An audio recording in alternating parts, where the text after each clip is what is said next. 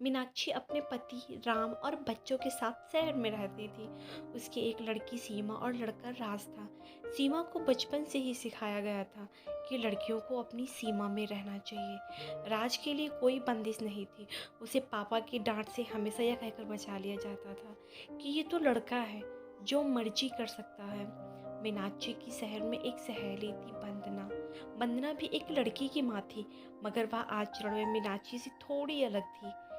जहाँ मीनाक्षी अपनी बेटी को बांध के रखने में विश्वास रखती थी, वही वंदना लड़कियों को पूरी छूट देने में।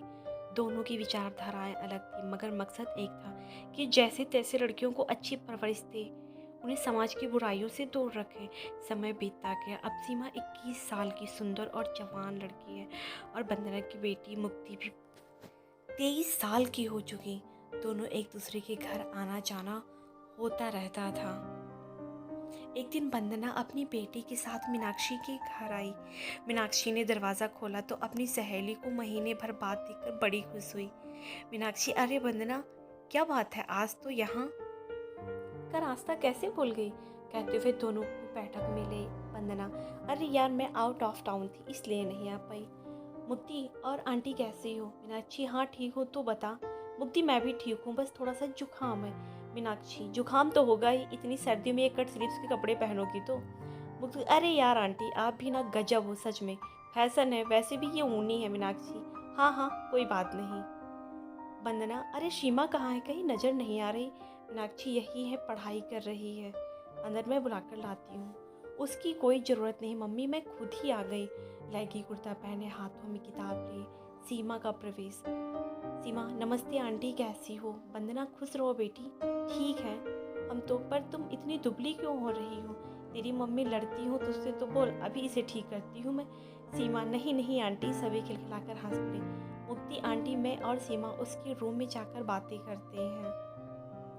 दोनों कमरे में चली गई। सीमा, तुझे एक माइंड ब्लोइंग न्यूज़ सुनाऊं? मुक्ति, बोल।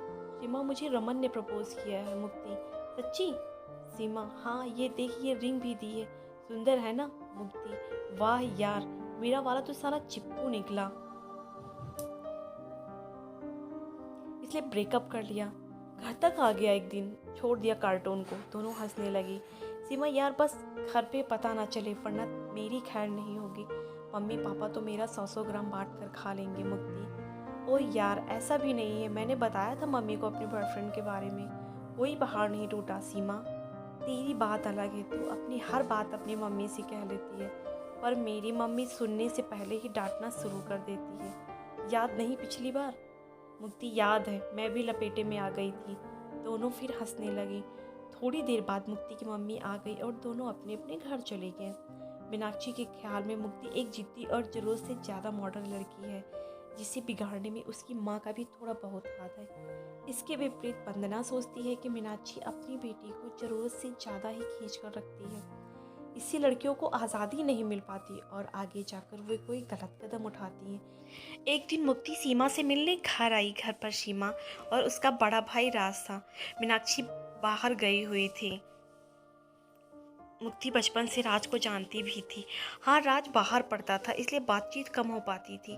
आज तीनों फुर्सत में थे। बातों बातों में ही पता चला कब रात होने लगी। मीनाक्षी भी आ चुकी थी। अंधेरों को देखते हुए मीनाक्षी ने राज से कहा, मुक्ति के घर छोड़ा, और हाँ, साथ में सीमा को भी ले जा। तीनों मुक्ति के घर गए। वंदना आंटी ने ठंडा पिलाया। थोड़ी बातें हुई, फिर दोनों जाने लगे। उनके जाने के बाद मुक्ति अपनी मम्मी से बोली, मम्मी, ये राज भी आजकल बढ़िया दिखने लग गया है ना? वंदना, हाँ, जवान हो रहा है लड़का। मुक्ति हंसते हंसते बोली, आजकल ब्रेकअप हो रखा है, जो मैं भी सुंदर लड़के ताड़ रही हूँ। वंदना, पागल हो गई है मेरी बेटी। मुस्कुराते हुए गाने लगी, कोई ना कोई चाहिए प्यार करने वाला।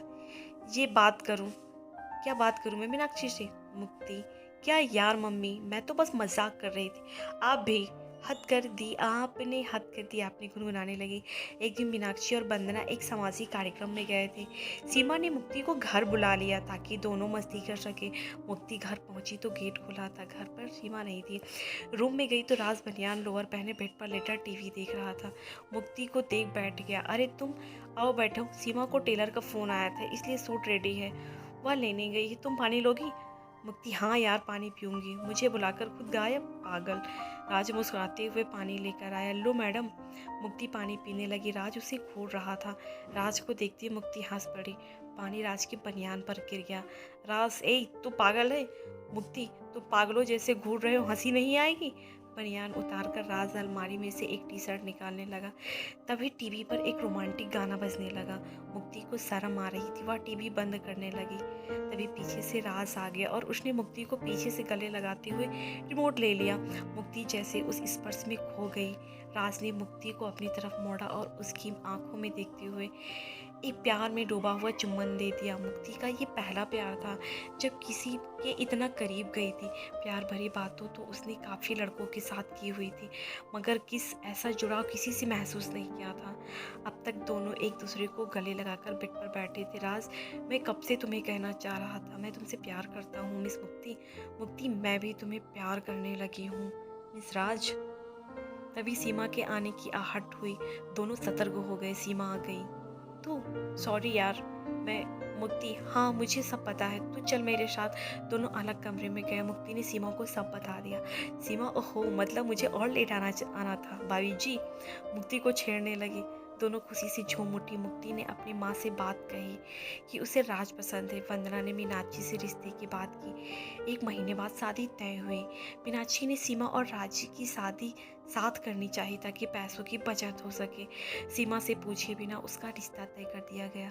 सीमा माँ से डरती थी, विरोध न कर सकी। मुक्ति बहुत खुश थी कि दोनों सहेलियों की शादी साथ हो गई। शादी की रात आई। मुक्ति बेहद खुश थी। राज के साथ आखिरकार वो राज की दुल्हन बन गई। राज के कुछ दूर के रिश्तेदार कानाफूसी कर रहे थे। लव मैरिज कर रही है, कैसी लड़की होगी, सोच लो। शादी से पहले ही प्यार मोहब्बत करती फिरती थी। क्या परवरिश दी होगी इसकी माँ ने। इससे भली तो सीमा है, अपने घर वालों की पसंद के आगे जो तक नहीं की। खैर अपने को क्या। इधर मुक्ति और राज मंडप में बैठ गए। उधर से खबर आई, सीमा घर में नहीं है, अभी तक पार्लर से नहीं आई। मुहूर्त न चूके, इस वजह से मुक्ति के फेरे शुरू कर दिए गए। सीमा का दूल्हा बेचैन हो रहा था, आखिर कहाँ रह गई। इतना भी क्या मेकअप करना कि शादी का मुहूर्त निकल जाए। किसी को पार्लर भेजा गया सीमा को लेने के लिए। घंटे भर से ज़्यादा समय हो गया। मुक्ति और राज के फेरे हो चुके थे। दोनों जैसे ही मीनाक्षी और वंदना का आशीर्वाद लेने लगे तभी सीमा आ गई। सबकी सांस में सांस आई। आखिर दुल्हन बनी हुई सीमा मंडप पहुंची। तो मगर ये क्या, उसकी मांग में तो पहले से सिंदूर भरा था। थोड़ी देर में उसके पीछे से तोले के बीच में रमन, सीमा का बॉयफ्रेंड, निकल कर आया। सब हक्के बक्के रह गए। मीनाक्षी का गुस्से से लाल हो गया, आंखें आंसुओं से भर गई। उसने तिलमिलाकर सीमा को एक जोर से थप्पड़ जड़ दिया। रोते हुए सीमा बोली, आपकी इसी आदत की वजह से, इस थप्पड़ के डर की वजह से मैं कभी कुछ ना बता पाई। मैं रमन से प्यार करती थी, उससे शादी करना चाहती थी, मगर आपने मुझे पूछा तक नहीं। भैया के साथ मेरी भी शादी फिक्स कर दी। मेरे पास और कोई चारा नहीं बचा था, इसलिए हमने छुपकर शादी कर ली। कुछ पल सन्नाटा पसरा रहा, फिर कानाफूसी होने लगी। हाय राम, क्या जमाना आ गया है। बच्चों को तो माँ बाप की इज्जत का कोई ख्याल ही नहीं। मंडप में दूल्हा बैठा ही रह गया और ये किसी और से शादी करके आई। कैसी परवरिश दी है इसकी माँ ने इसे। दोनों ही माँ अपनी बेटी को लेकर बेहद चिंतित रहती थी। एक ने ज़्यादा बांध कर डरा कर रखा और दूसरी ने उसी खुली छूट दी। दोनों की परवरिश पर सवाल खड़े किए गए। दोनों में से कौन सही थी, मीनाक्षी या वंदना? जवाब समीक्षा में ज़रूर बताएं। हमें आपके कमेंट का इंतज़ार रहेगा। अगर कहानी अच्छी लगी हो तो लाइक, ना लगी हो तो डिसलाइक करें।